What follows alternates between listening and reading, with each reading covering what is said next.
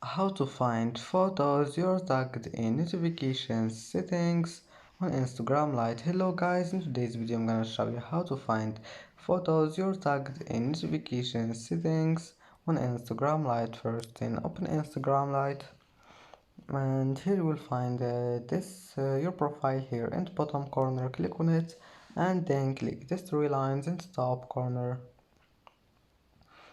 and then click settings. And now just click notifications and then click post stories and comments, and here you will find this one, photos of you, and here you can find it.